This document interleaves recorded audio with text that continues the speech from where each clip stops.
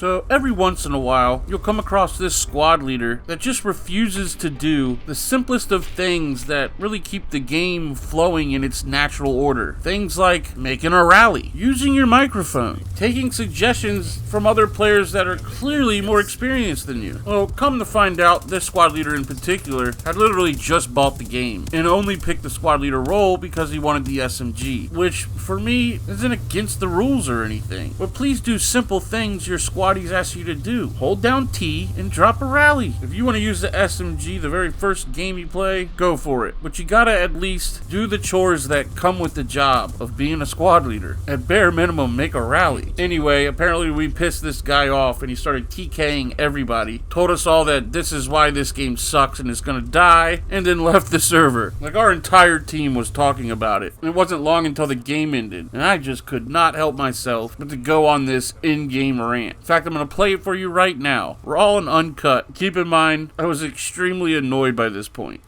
That they come in here and try to be squad leader the first time they play, have no microphone, they don't know what the is going on. Like, hey, 88, Hart, or whoever the is squad leader, you have to play medic for like the first month of this game. Stick to it. This is what you do. You enter a game, you go and join a squad, you leave the squad and join another until you find a squad leader that's talkative and cool, and you tell him, hey, I'm new to the game. And that guy will put you in his pocket. He'll probably tell you to play medic. Play medic for about the first month, and you will experience some awesome experiences and never go back to games like Call of Duty. But what you do is you come in here and you think you know what the you're doing, and you pick squad leader for some reason, and then you leave and you return it in 2 hours and say, oh, the game sucks, and write on blogs about how bad it sucks. No, doesn't suck. You suck.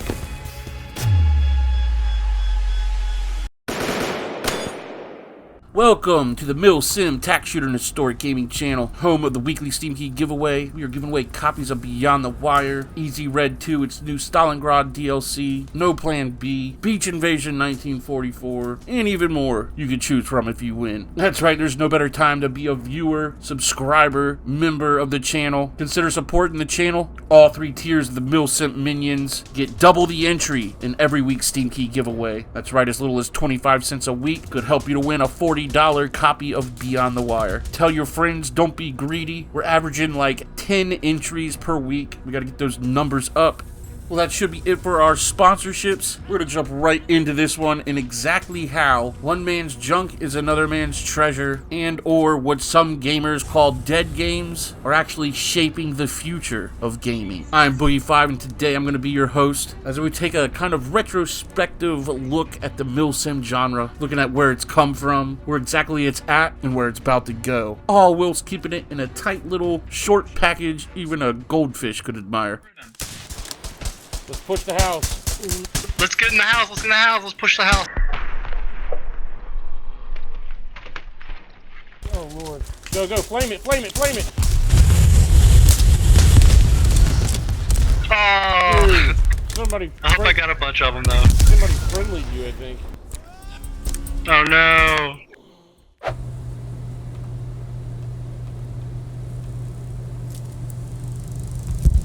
Ooh, motorcycle. That ain't ours. I hear that. Alright, so first things first, for those of you whippersnappers that don't know, Mil-Sims or military simulators are nothing new. In fact, they really used to dominate the marketplace as far back as the original at-home computer systems, and then even well into the 90s with games like Silent Hunter, umpteen different flight combat simulators, and even FPS like Delta Force, the OG Flashpoints. Just saying this to say, this genre is nothing new. However, we must know where we come from to know where we're going. There has been this huge gap in between when military simulators were popular and on every system, and then kind of going into the late 90s, turn of the century, there was a damn near 10 to 20 year gap where all there really was Arma. And then now within the last 5, 6, 7 years or so, we're seeing a re-emergence of the Mil-Simp genre. Even with arcadier games like Insurgency, we're getting the old tank simulators like Gunner Heat PC, getting the old U-boat simulators like Wolfpack. I mean, these kind of games flooded the market back in the 80s, and we're just now starting to see them again. We got it. Bicycle is on us. Our engine's hurt. I'm going. I'm gonna try and get away because he's probably AT.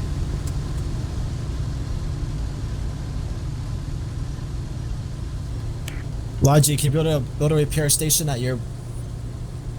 Holy shit, I don't know how we got out of that alive. Now, here's the thing about all this. Back when I was knee-high to a grasshopper and playing these Doom and Wolfenstein, these primitive FPS for the first time at a prepubescent stage of my life, in the late 80s and early 90s, it was not cool to be a gamer. And you could kind of tell the percentage of the population who gamed by your public school lunchroom. Yeah, that's right. You had that one table of maybe 10, 15 kids who brought their Game Boys to school to play Pokemon, went home and played Japanese RPGs on their SNESs. The nerd table. Everyone knew them as the nerds. Well, guess what, folks? The nerd table has expanded ever since games like GoldenEye, Halo, Madden, and now Call of Duty, Warzone, Fortnite. You're no longer a nerd if you play video games. In fact, these days, you're a nerd if you don't have a positive KD ratio. Let's be serious. Why would you do that? We're almost on point. Now, saying all of this to say, there just weren't enough gamers to go around back then. There were too many Mil-Sims, too many tactical experiences, and not enough gamers. And now it seems we sit at the same exact place, except something is very different this time. See, back when I was a kid, it was not cool at all to be a gamer, where today, literally everyone games to some capacity, whether it's a PC game, Xbox, or mobile game, some puzzle game. And it all started, like I said, around that Halo, GoldenEye, Call of Duty era, right about the turn of the century. And by 2010, everyone gamed. The stigma was no longer attached. You could be a gamer and no longer a nerd. And what we must realize is that sure, we have all these awesome games out today. Squad, Arma, Hell Let Loose, even games like Hold Fast, Ground Branch, Ready or Not, War of Rights, Beyond the Wire. I would even lump in the games like Chivalry and Lord Howe. Love the Middle Ages. We have all of these games and seemingly not enough players to go around. But one thing is for sure. This time, the future of Mil-Sims, like back in the 80s, is not going to be bleak. This time, the future of tactical shooters and Mil-Sims is very bright because we have an entire world's population of gamers who were born into it that are slowly but surely becoming men and grown women that will soon seek a more mature experience. In layman's terms, these young, cool gamers aren't going to play Fortnite forever. Greyhound. There's an enemy MSP within this area. Just be careful. Eventually, spamming 3 magazines of Call of Duty bullets into an enemy is gonna get old. Oh, enemy front. Nice! Another one. Oh my god, another guy. Keep going.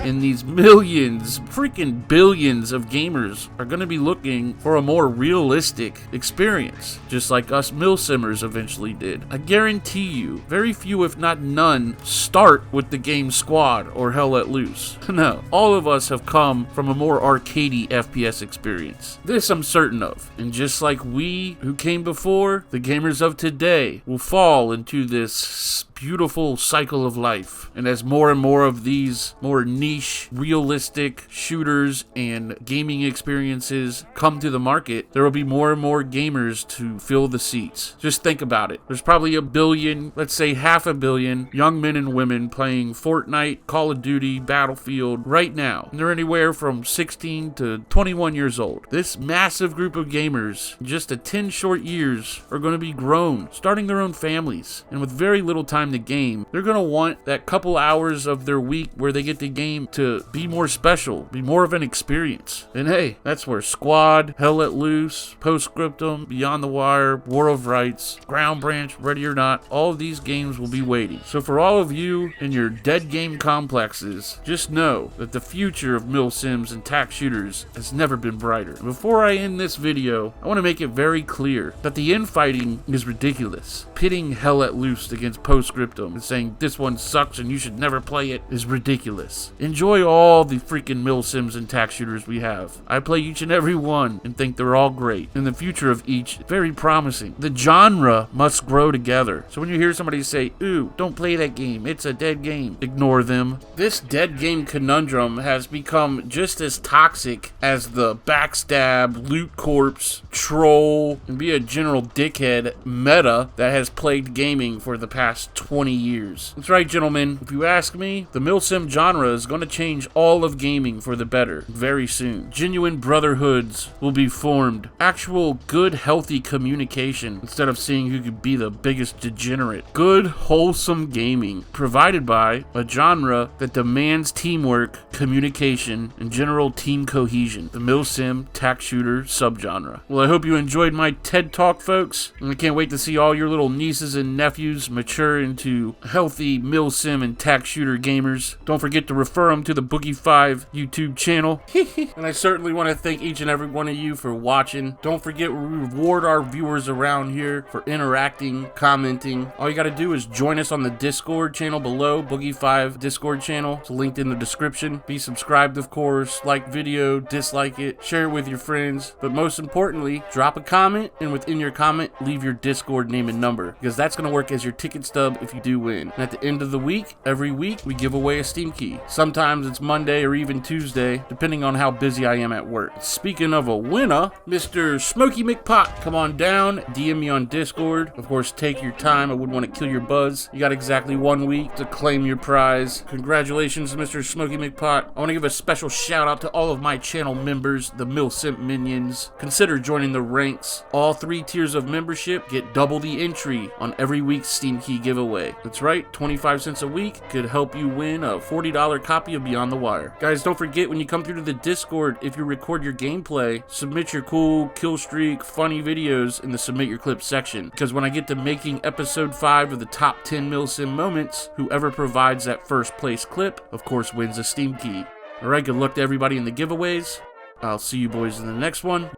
Y'all be good to each other.